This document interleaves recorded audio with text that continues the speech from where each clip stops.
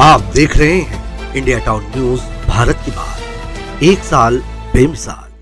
नमस्कार, जय जोहार। आप देख रहे हैं इंडिया टाउन न्यूज का एक खास बुलेटिन, खबरें राजनांदगांव की, और मैं हूं आपके साथ सिमरन कौर। चलिए बुलेटिन की शुरुआत करने से पहले एक नजर डालते हैं आज की सुर्खियों पर। एक दिन के प्रवास पर पहुंचे डॉक्टर रमन सिंह। पार्षद ने क्षेत्र में पानी की गंभीर समस्या को उठाया, उचित कदम उठाने का दिया आश्वासन। नगर निगम में धार्मिक कथा आयोजन को लेकर आरोप, आर्थिक अनियमितताओं की जांच की मांग, दोषियों के खिलाफ एफआईआर दर्ज करने की भी की गई मांग।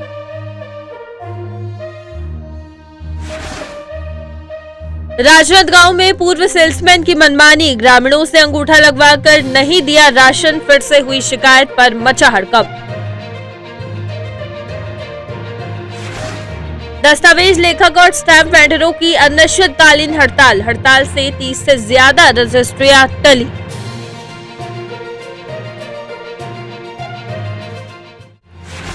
भाजपा के सक्रिय सदस्य अभियान की हुई शुरुआत, सक्रिय कार्यकर्ताओं को सदस्य की प्राथमिकता, 15 कार्यकर्ताओं को सक्रिय सदस्य बनाया गया है।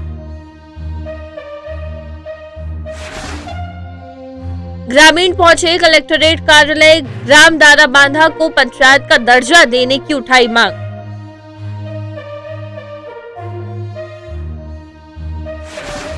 राजनांदगांव में महिलाएं पहुंची कलेक्टरेट कार्यालय, कलेक्टर को सौंपा ज्ञापन, कलेक्टर द्वारा दिया गया आश्वासन।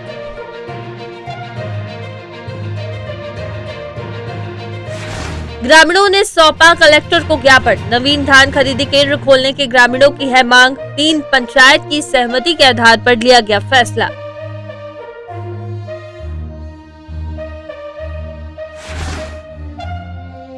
फसल हुई कीड़ों के कारण खराब, क्षतिपूर्ति के लिए किसान पहुंच रहे सहकारी बैंक, सरकार से राहत की उम्मीद।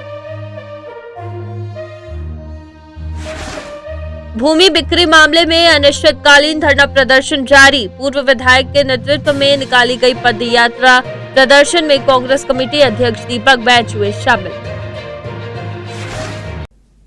और अब खबरें विस्तार से। शहर के पीटीएस में दीक्षांत समारोह का आयोजन किया गया, जिसमें मुख्य अतिथि के रूप में आईजी और पीटीएस एसपी सहित राजनांदगांव एसपी मुख्य रूप से शामिल हुए हैं। आयोजित समारोह में नव आरक्षकों को शपथ दिलाई गई है। शपथ लेने के बाद 107 नवनिर्वाचित आरक्षक पूर्ण रूप से पुलिस के पद पर निर्वाचित किए जाएंगे, जो कि बीजापुर, दंतेवाड़ा, जगदलपुर और अन्य क्षेत्रों से प्रशिक्षण प्राप्त करके आए हैं। शपथ दिलाने के बाद नव आरक्षकों को नए जिले में पदस्थ किया जाएगा। आज पुलिस प्रशिक्षण विद्यालय राजनांदगांव में 81वां बुनियादी प्रशिक्षण संपन्न हुआ, उसका पासिंग आउट परेड संपन्न हुआ, और इसमें जो 104 कुल रिक्रूट कांस्टेबल हैं जो कि अब आरक्षक हो गए हैं, ये सभी घोर नक्सल प्रभावित क्षेत्र सुकमा, नारायणपुर, दंतेवाड़ा, बीजापुर, इन सभी क्षेत्रों से पदस्थ रहे हैं और कई वर्षों से नक्सल उन्मूलन में, नक्सल विरोधी अभियान में पुलिस विभाग का सहयोग करते आए हैं।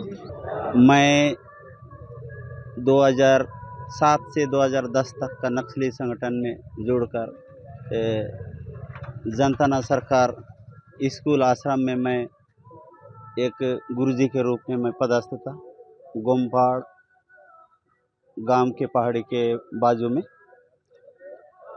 तो मैं उनके अंदर गांव में अगर रहते हैं तो उनके संगुल में फंस के करना ही पड़ता है अंदरूनी क्षेत्र में। तो शहरी क्षेत्र का तो कोई क्या बोलने से सहयोग मिलता ही नहीं है, तो उनके पास रहना है तो उन्हीं का काम करना पड़ेगा। सर, मैं ज़िला सुकमा का निवासी हूँ।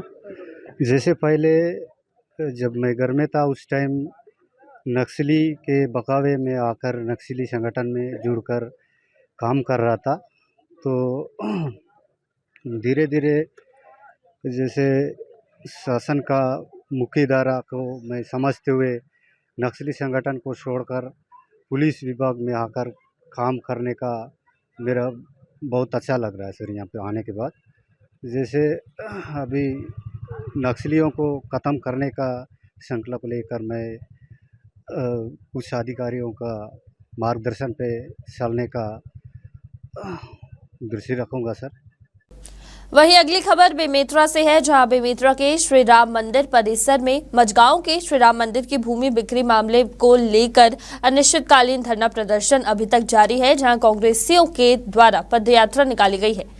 पदयात्रा में जिला कांग्रेस अध्यक्ष दीपक बैज शामिल हुए, जहां मीडिया से बात करते हुए दीपक बैज ने श्री राम मंदिर भूमि बिक्री मामले को लेकर भाजपाइयों पर निशाना साधते हुए कहा है कि छत्तीसगढ़ में तो कानून व्यवस्था खत्म हो चुकी है, छत्तीसगढ़ को अपराध का गढ़ बना दिया गया है, जनता का सरकार से भरोसा उठ चुका है, इसलिए ये न्याय यात्रा निकाली जा रही है।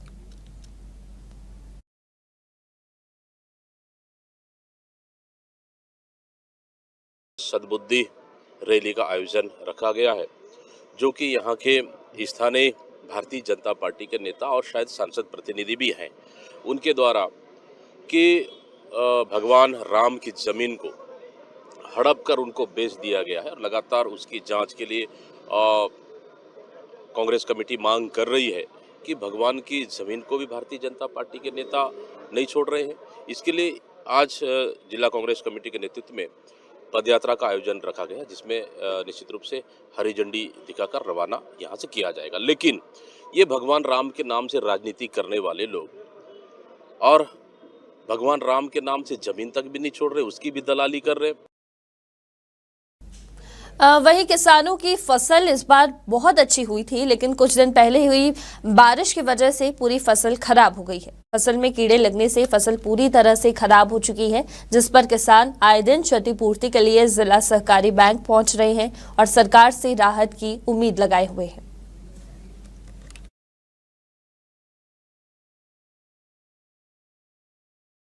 फसल तो बढ़िया था सर, लेकिन क्या है अभी जो बाढ़ था 10 सितंबर वाला, उस बाढ़ में भी काफ़ी किसानों को नुकसान हुआ है और उसके बाद अभी एक वर्षा कम हुआ है, जिसके वजह से भी काफ़ी और जो उमस है, मौसम का जो उमस है, उससे माहू, माई, तना छेदक ऐसे अनेक प्रकार की बीमारियां जिसको किसानों का सामना करना पड़ रहा है। और मैं सरकार से गुजारिश करता हूं कि किसानों के प्रति संवेदना और उसके प्रति जो भी है मतलब मुआवजा है या भी किसान को राहत देने के लिए राशि प्रदान करने की मांग की। फसल ठीक है भैया, बाकी कीड़ा कांटा बहुत बीमारी लग गए हैं फसल में। हाँ, अभी काटाने का नहीं हुआ, दीपावली मान के काटेगा। हाँ हाँ, फिर तो बेचेंगे ना भाई, सोसाइटी में बेचेंगे। हाँ, 4.5 एकड़ जमीन है मेरा। ये बार कैसे फसल हुई? फसल तो ठीक, बाकी बीमारी बहुत लग रही है जी फसल में। फसल तो इस बार समय पे बारिश हुआ है तो मौसम अच्छा है, लेकिन परेशानी इस ऐसा हो गया है कि धान पकने के बाद, हमारा फसल पकने के बाद जो माहू नामक की कीटनाशक की बीमारी है वो सभी किसानों सभी तरफ फैला हुआ है। किसान कई बार खाद चला चुके हैं, कीटनाशक चला चुके हैं, उसके बावजूद अभी भी नुकसान ही है। पानी तो ठीक दे रहा है, बाकी पानी की वजह से माहौल कीड़ा लगा हुआ है, फसल बर्बाद हो गया है। डोंगरगढ़ के पनियाजोब डैम के पास एक युवक की लाश मिली है, जहां शव पर किसी भी प्रकार के चोट के निशान नहीं पाए गए हैं, जिससे ये आशंका जताई जा रही है कि युवक की डूबने से मौत हुई होगी। बता दें कि मृतक युवक की पहचान थॉमस नाइगम उम्र 29 साल के रूप में हुई है, जो राजनांदगांव का निवासी है।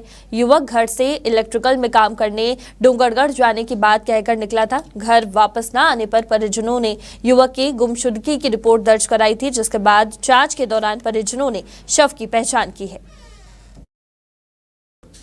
ग्राम पंचायत केसाल के ग्रामीण कलेक्ट्रेट पहुंचे हैं, जहां ग्रामीणों ने कलेक्टर को ज्ञापन सौंपा। बता 3 पंचायत की सहमति के आधार पर ग्रामीणों की मांग है कि जोशी लमती के अंतर्गत ग्राम पंचायत केसाल में नवीन धान खरीदी केंद्र खोला जाए, जहां ग्रामीणों का कहना है कि केसाल में धान खरीदी केंद्र होना चाहिए, जिसको लेकर पूरे ग्रामवासियों ने चंदा इकट्ठा कर 10 लाख रुपए जमा किए, ताकि नवीन धान खरीदी केंद्र का निर्माण हो सके और किसानों को राहत मिल सके।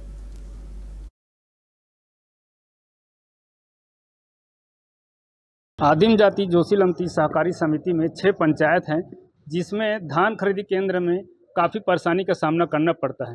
शासकीय मापदंड के अनुसार 3 पंचायत को अलग किया जाना है। उसके तहत ग्राम पंचायत केसाल, गर्रापार और दहिहान तीनों पंचायत मिलाकर सहमति कर केसाल में नवीन धान खरीदी केंद्र खोलने का प्रस्ताव लेकर माननीय कलेक्टर महोदय के पास आए हैं, ताकि जल्द से जल्द धान खरीदी का केंद्र चालू हो सके।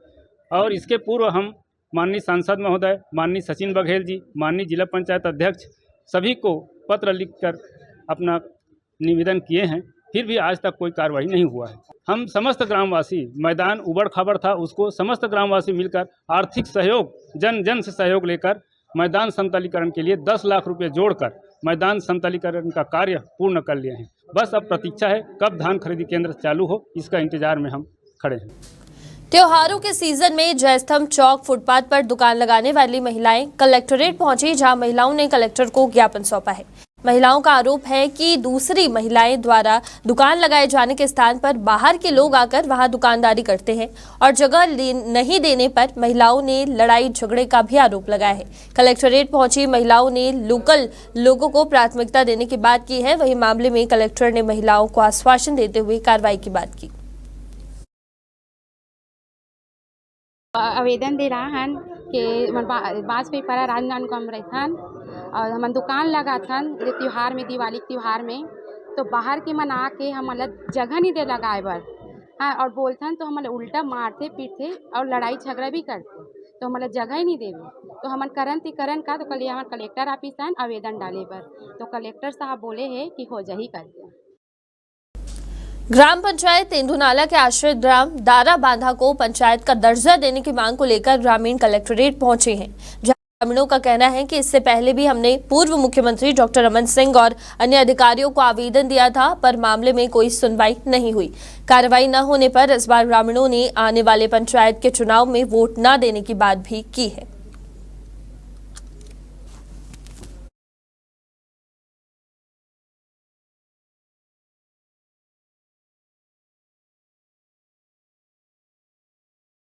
तो हम आश्रित ग्राम दर्रा बांधा को पंचायत का दर्जा मिले, यही मांग करने के लिए हम लोग यहाँ 20-25 या लगभग 35 जन आए हुए हैं।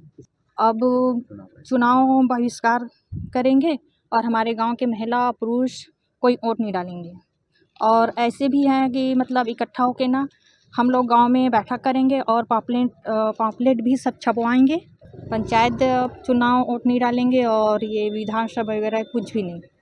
और इसके पहले हम लोग 27 अगस्त को कलेक्टर साहब से मिले थे और डॉक्टर साहब के जन्मदिन के समय आए थे। उस दिन अभिषेक सिंह को दिए हैं एक लेटर और विधानसभा अध्यक्ष को दिए हैं और आज तक कोई कार्यवाही नहीं हो रहा है। तो हम लोगों का विचार है कि इस बार अगर पंचायत अलग नहीं होता है तो चुनाव का बहिष्कार करेंगे और हमारे गाँव वाले कोई वोट डालने नहीं जाएंगे, न किसी नेता के लिए, न किसी के लिए, किसी पार्टी के लिए हम लोग काम नहीं करेंगे। नेता वोट मांग जाएंगे तो उसको खदेड़ के भगाएंगे। जब हमारा काम नहीं होगा तो हम लोग उसका काम क्यों करेंगे? ये हमारे गांव वालों का एक राय है पूरा। भाजपा छुरिया मंडल द्वारा स्थानीय विश्राम गृह में सक्रिय सदस्य अभियान की शुरुआत की गई है, जहां भाजपा द्वारा सदस्यता अभियान में सदस्य बनने के लिए सक्रिय कार्यकर्ताओं को ही प्राथमिकता दी जाएगी। सक्रिय सदस्य के बनाने के लिए सदस्यता अभियान में 50 से अधिक सदस्य बनाने वाले कार्यकर्ता सक्रिय सदस्य बन सकते हैं। अभियान में करीब 15 भाजपा कार्यकर्ताओं को सक्रिय सदस्य बनाया गया है, जिसके लिए ऑनलाइन वेरिफिकेशन के बाद ही सक्रिय सदस्य बनाया जाएगा।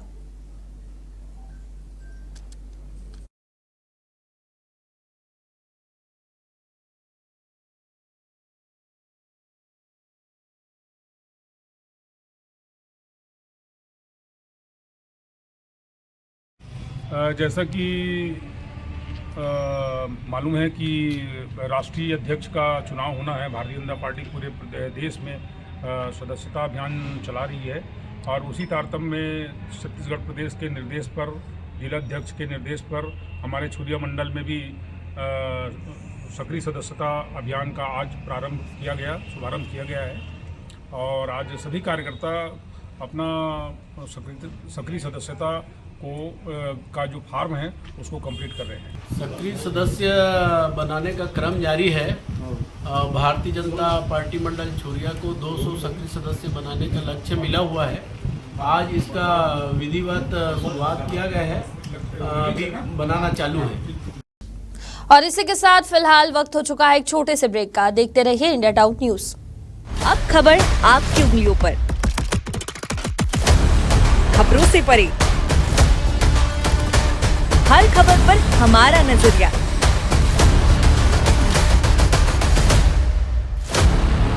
इंडिया टाउन न्यूज, भारत की बात। ब्रेक के बाद आप सभी का स्वागत है। चलिए बढ़ते हैं अगली खबर की ओर। शासन द्वारा अचल संपत्ति क्रय विक्रय के लिए प्रस्तावित किए गए नए नियम के विरोध में प्रदेश संगठन के आह्वान पर दस्तावेज लेखक और स्टैम्प वेंडरों ने सुगम ऐप को अपने रोजगार पर संकट बताते हुए अनिश्चितकालीन हड़ताल शुरू कर दी है। हड़ताल से लोगों को काफी दिक्कतों का सामना करना पड़ रहा है, जहां तहसील कार्यालय सहित अन्य कार्यालयों के काम ठप पड़ गए हैं। वहीं शहर के पंजीयन कार्यालय में लगभग 30 रजिस्ट्री नहीं हो सकी है। हालांकि अधिकारियों का कहना है कि जो रजिस्ट्री नहीं हुई है वो आगे होगी, इससे कोई नुकसान नहीं होने वाला। सबसे पहले जय कागज, जय कलम, जय लेखक। हम छत्तीसगढ़ शासन के हमारे मंत्री महोदय माननीय ओपी चौधरी जी द्वारा 21 तारीख को एक सुगम ऐप 2 लॉन्च किया गया है, जिसमें इतनी सारी विभिन्न कठिन और जटिल प्रक्रियाओं के पालन के लिए निर्देशित किया गया है, जो कि संभव नहीं है। और इस व्यवस्था को जिसको उन्होंने लागू किया, अगर लागू किया जाता है तो उससे हम पूरे छत्तीसगढ़ के लगभग 12,000 परिवार दस्तावेज लेखकों का और 12 से 13,000 लगभग स्टाम्प वेंडरों का परिवार पूर्णतः बेरोजगार हो जाएगा। उनके सामने रोजी रोटी की समस्या उत्पन्न हो जाएगी। राजनांदगांव जिला पंचायत अध्यक्ष के गृह ग्राम पंचायत जोशिलमती के सरपंच और सचिव पर जनदर्शन के कार्यक्रम में हस्ताक्षर युक्त शिकायत की गई कि खाद्य विक्रेता उचित मूल्य राशन दुकान के द्वारा 110 हितग्राहियों से मशीन में अंगूठा लगवाकर राशन नहीं दिया गया है। मामले को लेकर ग्राम पंचायत जोशिलमती के ग्रामीणों ने कलेक्टर जनदर्शन राजनांदगांव में इसकी शिकायत की है, जहां ग्रामीणों ने एसपी कार्यालय में भी अपना ज्ञापन देकर संबंधित दुकानदार के ऊपर तत्काल प्रभाव से जांच करने की मांग की। हमारे यहाँ कहना यह है कि जो विक्रेता है उन्होंने राशन आएगा करके अंगूठा तो लगवा लिए किसानों से, हितग्राहियों से, लेकिन फरवरी और मार्च का राशन आज तक नहीं दिए, जिसकी शिकायत पहले भी की जा चुकी है। तो उसमें विभागीय जो अधिकारी, खाद्य विभाग के अधिकारी हैं, एसडीएम साहब है, ये जांच पड़ताल किए, फूड ऑफिसर जांच पड़ताल किए, लेकिन 174 क्विंटल का घोटाला था, जिसमें कुछ तो जमा करवाया और कुछ लोगों को आवंटित करवा दिए। लेकिन वर्तमान में अभी 110 परिवार ऐसे हैं जिनका आवेदन ग्राम पंचायत में आया हुआ है कि हमें फरवरी और मार्च महीने का जो राशन नहीं मिला है वो दिलाया जाए। तो हमने आज कलेक्टर जनदर्शन में इसके खिलाफ आवेदन दिए हैं। इस संबंध में पूर्व भी शिकायत प्राप्त हुआ था और उसमें जांच करके प्रकरण एसडीएम न्यायालय में प्रस्तुत किया गया था। एसडीएम न्यायालय में प्रारंभिक रूप से उसमें कुछ गड़बड़ियाँ पाई गई थी, अनियमितता पाई गई थी, इसलिए जो है तत्कालीन जो दुकान संचालक थे उनको अभी वर्तमान में निलंबित किया जा चुका है। प्रकरण में आगे इसमें एसडीएम महोदय सुनवाई कर रहे हैं। राजनांदगांव के पार्षद कुलबीर छाबड़ा ने नगर निगम में हुए एक धार्मिक कथा आयोजन को लेकर गंभीर आर्थिक अनियमितताओं का आरोप लगाया है, जहां पार्षद ने थाना प्रभारी को भेजे पत्र में आरोप लगाया है कि आयोजन समिति ने नगर निगम के पद्मश्री गोविंद राम नीलवड़कर ऑडिटोरियम का उपयोग बिना उचित शुल्क जमा किए किया है, जो नियमों के खिलाफ है। पार्षद ने बताया कि आयोजन समिति ने ऑडिटोरियम के लिए 1 अगस्त को आवेदन दिया था, जिसमें 2 से 8 अगस्त तक के लिए ऑडिटोरियम किराए पर मांगा गया था। नगर निगम ने अनुमति दी, लेकिन आयोजन के बाद पहली आवेदनकर्ता ने आयोजकों के नाम में बदलाव की मांग की, जिसके बाद दूसरी आयोजन समिति ने कार्यक्रम का आयोजन किया। पार्षद ने कहा कि आयोजन समिति ने ऑडिटोरियम का पूरा परिसर उपयोग किया, जबकि उन्हें केवल हॉल के लिए अनुमति दी गई थी। इसके अलावा आयोजन में प्रवेश शुल्क लिया गया, जिसमें जीएसटी का भुगतान किया गया है या नहीं, इसकी भी जांच की जानी चाहिए। और उसके बाद नगर निगम का किराया भी नहीं पटाया, और उसके बाद में नगर निगम को, जबकि ये माननीय आयुक्त जो है श्री अभिषेक गुप्ता जी, उनको ये चीज़ देखना चाहिए कि बिना नगर निगम के किसी भी भवन को लेना है तो बिना पैसा पटाए आवेदन देना पड़ता है, उसके बाद शुल्क पटाना पड़ता है, रसीद जब तक के नहीं कटती उसके बाद में आपको भवन जो है उसकी चाबी नहीं मिलती कार्यक्रम के लिए। तो इनको चाबी कैसे मिली? इनको जिन नियम शर्तों में दिया गया था उसका पालन ही नहीं हुआ है, तो इनको चाबी कैसे मिली और आज तक के पैसा नहीं पटा है। जब माननीय आयुक्त अभिषेक गुप्ता जी राजस्व विभाग की यहाँ पर समीक्षा कर रहे हैं, हर हफ्ते में टीएल की बैठक कर रहे हैं, तो क्या उनको नहीं दिख रहा है कि यहाँ का पैसा नहीं पटा है?